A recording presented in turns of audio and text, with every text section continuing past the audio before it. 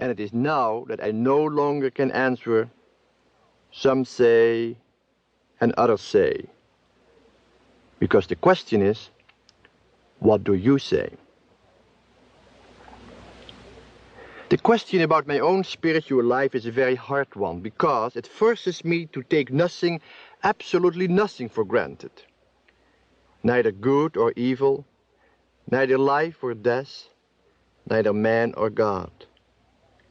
And I would not be surprised if after all it was the love of the many who led me from one adolescence to another that gave me the courage to strip myself naked and to walk away with the frightening happiness of finally being on my own. It is frightening because, to use Dante's words, in the middle of my life I find myself in a dark wood where the straight way is lost. But it also is a happy experience, because I feel a new freedom and a new desire to tell all whom I love what I see, what I hear, and what I feel. So these talks are an attempt to answer the questions: what does it mean for me, here and now, to live a life in the spirit of Jesus Christ? And it is my growing conviction that my life does not belong to me alone, and that the articulation of my personal experience is the only way I will ever be able to return some of the gifts which I have received. I also have the strong sense that I am now able to give form to a few ideas which have remained foggy and undefined until now.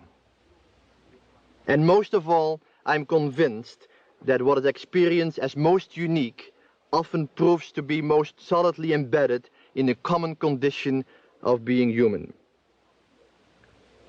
Only seldom will I be able to find words and images which can adequately express what I understand my spiritual life to be.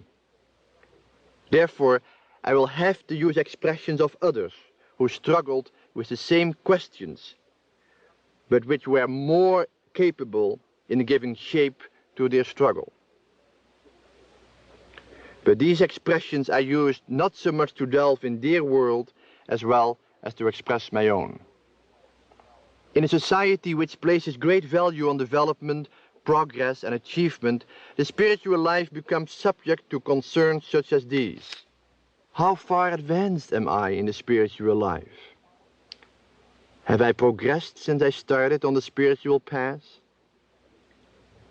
In what stage am I, and how do I move to the next level? When will I reach the moment of union with the divine or the experience of enlightenment? Although none of these questions are meaningless, they can become dangerous against the background of a success-oriented society. When after 20 years of adult life I ask myself where I am as a Christian, there are just as many reasons for pessimism as for optimism. Many great saints have described their religious experiences, and many lesser saints have systematized them into different phases, levels, or stages. And these distinctions can be helpful for those who write books.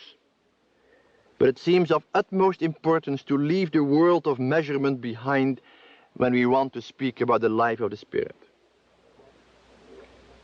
Many of my real struggles of 20 years ago are still very much alive. I'm still searching for inner peace, for a creative relationship with others, and for the experience of God.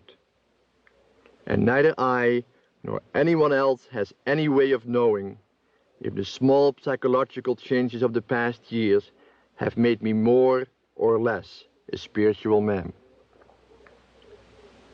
Sometimes I feel that all the stories about spiritual ladders and staircases have done me more harm than good, and caused me more depressions than happy moments.